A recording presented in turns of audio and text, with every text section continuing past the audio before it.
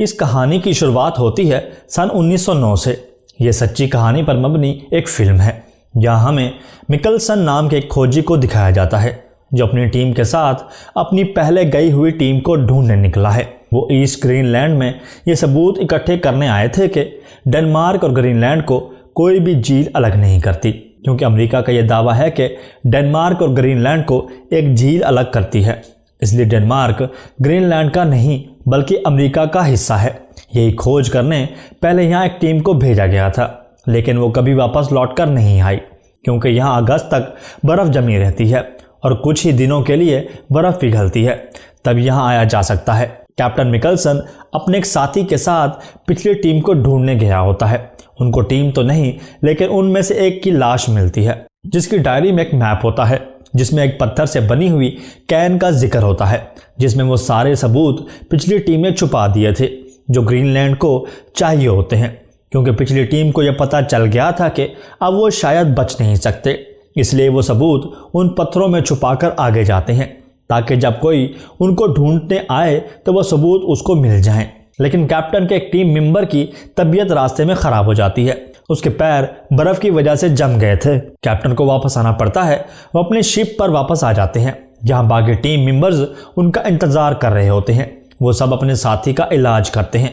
बर्फ़ की वजह से उसके पैरों की उंगलियां जम जाती हैं, जिसकी वजह से उसके पैरों की उंगलियां काटनी पड़ती हैं। सब लोग चाहते हैं कि अब हमें वापस घर जाना चाहिए, लेकिन हर तरफ बर्फ़ जमी हुई है, इसलिए उनको अभी कुछ और महीने यहाँ रुकना होगा जब तक बर्फ़ पिघल नहीं जाती। कैप्टन वापस नहीं जाना चाहता क्योंकि वो उन सबूतों को वापस लेने के लिए पत्थर से बनी उस जगह पर जाना चाहता है जहाँ वो सबूत हैं। वो सब लोगों से पूछता है कि कौन उसके साथ उस मिशन पर जाएगा, तो सब लोग जाने से इनकार कर देते हैं। फिर हम अगली सुबह देखते हैं कि एक मैकेनिक जिसका नाम आइवरसन होता है वो जाने के लिए कहता है। बाकी सब लोग उसे समझाते हैं कि -47 डिग्री में कैप्टन के साथ हज़ारों मील का सफ़र करना एक खुदकुशी करने जैसा है, लेकिन वो जाने के लिए एक्साइटेड होता है क्योंकि वो कैप्टन का बहुत बड़ा फ़ैन होता है। वो खोजी तो नहीं होता, लेकिन वो फिर भी कैप्टन के साथ जाने का कहता है। कैप्टन उसको साथ लेकर जाने के लिए मान जाता है। वो दोनों अपनी स्लेज को लेकर निकल पड़ते हैं। स्लेज को डॉग्स खींचते हैं। वो कुछ खाने पीने का सामान और बाकी ज़रूरी सामान लेकर बर्फ़ पर सफ़र करते हैं। ये दिन में सफ़र करते और रात में आराम। कैप्टन आइवर से कम ही बातचीत करते थे। वो जहाँ जहाँ से गुजर रहे थे वो उसका मैप बनाते जा रहे थे। 26 दिन उनके ऐसे ही गुजर जाते हैं। फिर एक दिन जब वो सफ़र कर रहे होते हैं तो कुछ फासले पर ज़मीन होती है और डॉग्स को मिट्टी की खुशबू आ जाती है, इसलिए वो स्लेज की स्पीड बढ़ा देते हैं। कैप्टन आइवर को स्पीड कम करने का कहता है, लेकिन डॉग्स नहीं रुकते और स्लेज एक खाई में लटक जाती है। आइवर एक रस्सी की मदद से डॉग्स और स्लेज को रेस्क्यू करने में खाई में जाता है, जिससे कुछ खाने का सामान खाई में गिर जाता है। आइवर को अपना फेवरेट डॉग भी लटका हुआ नजर आता है। जब वो उसे एक रस्सी की मदद से खींचने लगता है तो अचानक रस्सी टूट जाती है और वो डॉग बर्फ की खाई में गिरकर मर जाता है। इस तरह वो 2 हफ्तों का खाने पीने का सामान भी वहीं वेस्ट कर देते हैं। आइवर को अपने डॉग से बहुत लगाव हो गया था, जबकि उसे समझाया जाता है कि डॉग से प्यार नहीं करना, क्योंकि जब डॉग बेकार हो जाते हैं तो उसे मारकर और कुत्तों को खिला दिया जाता है। कैप्टन को आइवर पर बहुत गुस्सा आता है, लेकिन उसको आइवर के साथ ही सफ़र जारी करना पड़ता है। फिर एक रात आइवर एक फ़ोटो को देख रहा होता है जिसमें बहुत सारी गर्ल्स होती हैं। आइवर ने सब गर्ल्स की कुछ न कुछ नाम रखे होते हैं। वो फ़ोटो कैप्टन को भी दिखाता है। वो पूछता है कि आपको कौन सी लड़की अच्छी लग रही है। कैप्टन एक लड़की को देखता है और कहता है कि मैं इसे नाया कहकर पुकारूंगा। फिर वो अगले दिन अपना सफ़र शुरू करते हैं। उनको लगातार सफ़र करते हुए 1 महीना हो गया था। जैसे जैसे दिन गुजर रहे थे उनका सफ़र और भी मुश्किल होता जाता है। वो बहुत सारे डॉग्स को मार देते हैं और उन मरे हुए कुत्तों को दूसरे डॉग्स को खिला देते हैं। वह बहुत थक चुके होते हैं और उनका खाना भी ख़त्म हो चुका होता है। आइवर कहता है कि अब हमें वापस जाना चाहिए क्योंकि हमारा खाना ख़त्म हो चुका है, लेकिन कैप्टन नहीं मानता और कहता है कि बिना सबूत मिले हम हार नहीं मानेंगे। फिर एक दिन वो झील के किनारे बैठे होते हैं कि उनको वो पत्थरों से बना केन नजर आता है, जिसे देखकर वो बहुत खुश होते हैं।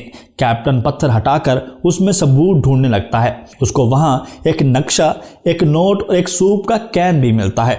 नक्शे और नोट पर लिखा होता है कि यह झील यहाँ ख़त्म हो जाती है, जिससे साबित होता है कि ये झील डेनमार्क को ग्रीनलैंड से अलग नहीं करती। यही वो सबूत था जिसको पाने के लिए वो हजारों मील का मुश्किल सफर करके आते हैं। वो वहीं बैठकर सुकून से सूप पीते हैं और फिर से वापसी का सफर शुरू कर देते हैं। ये लगातार सफर कर रहे होते हैं और उनके डॉग्स भी मर रहे होते हैं। वो बाकी डॉग्स को गोश्त खिलाते हैं और एक डॉग्स खुद भी खा जाते हैं क्योंकि उनके पास खाना नहीं बचा था। डॉग खाने के बाद उनकी तबीयत खराब हो जाती है क्योंकि उनको ये खाने की आदत नहीं होती, लेकिन वो दोनों बच जाते हैं। वो एक रात आराम करने के लिए रुकते हैं। अगली सुबह आइवर शिकार करने निकल पड़ता है ताकि कुछ खाने का हिसाब सेट हो सके। वो शिकार के लेटा होता है कि उसको डॉग्स के भौंकने की आवाज़ आती है। जब वो वापस जाकर देखता है तो एक बियर ने कैप्टन पर हमला कर दिया होता है। वो बियर उनको कुछ डॉग्स भी मार देता है। आइवर बियर पर गोलियां चलाता है जिससे वो मर जाता है। जैसे ही वो नीचे गिरता है तो कैप्टन भी उसके साथ पानी में गिर जाता है। आइवर रस्सी की मदद से कैप्टन को बाहर निकालता है और कैप्टन बच जाता है, लेकिन उनको बियर ना मिलने का दुख होता है क्योंकि वो बियर को अपनी खुराक बनाना चाहते थे। जब कैप्टन ठीक हो जाता है तो अपने स्लेज को वहीं आग लगा देते हैं क्योंकि भारी स्लेज को अपने साथ खींच नहीं सकते। वो पैदल ही अपना सफ़र शुरू करते हैं। फिर उनके सामने एक जमी हुई झील आ जाती है और कैप्टन कहता है कि इस झील को पार करके जाना पड़ेगा। आइवर कहता है कि हम घूमकर भी जा सकते हैं, लेकिन कैप्टन कहता है कि उसमें और दिन भी लग जाएंगे और हमारे पास इतना टाइम नहीं है क्योंकि उन्होंने अगस्त के एंड तक वापस अपनी टीम तक जाना होता है। अगर वो नहीं गए तो बाकी के लोग उनको छोड़कर वापस चले जाएंगे। फिर कैप्टन आइवर को उसी जमी हुई झील के किनारे एक पत्थर का कैन बनाने को कहता है। अगर हम इस झील में गिरकर मर जाते हैं तो हमें ढूंढने वाली टीम को ये सबूत मिल जाएंगे। वो कैन बनाकर उसमें सबूत छुपा देते हैं और झील को पार करना शुरू कर देते हैं। इस तरह वो पैदल सफ़र करते हुए आखिरकार अपने शिप तक पहुंच जाते हैं, लेकिन वो जाकर देखते हैं कि बाकी लोग उनको छोड़कर वहां से जा चुके होते हैं और शिप को तोड़कर उसकी लकड़ियों से एक कैबिन बना जाते हैं और एक साल का खाना भी वहां रख जाते हैं। उनको एतबार नहीं होता कि वो लोग बचकर वापस आएंगे। दूसरी तरफ बाकी लोग अपनी गवर्नमेंट को समझा रहे होते हैं कि हमें वापस आना पड़ा क्योंकि वहाँ के हालात काफ़ी बिगड़ गए थे, लेकिन अब हमें एक खोजी दस्ता भेजना चाहिए ताकि वो आइवर और कैप्टन को ढूंढ सकें। हमें उम्मीद है कि वो लोग वापस आएंगे, लेकिन उनकी गवर्नमेंट और खर्चा करना से मना कर देती है और उस मिशन को बंद करने का कहा जाता है। दूसरी तरफ कैप्टन आइवर को समझाता है कि कोई ना कोई अगले साल तक यहाँ ज़रूर आएगा। वो वहाँ कैबिन में रहना शुरू कर देते हैं। दिन गुजरते जाते हैं लेकिन कोई भी नहीं आता। फिर एक रात कैप्टन को ख्वाब आता है कि उनके बनाए गए कैन को एक भालू ने तोड़ दिया है और वो सब सबूत भी वेस्ट हो गए हैं। वो आइवर को जगाता है और कहता है कि हमें वो सबूत वापस लेने जाने हैं।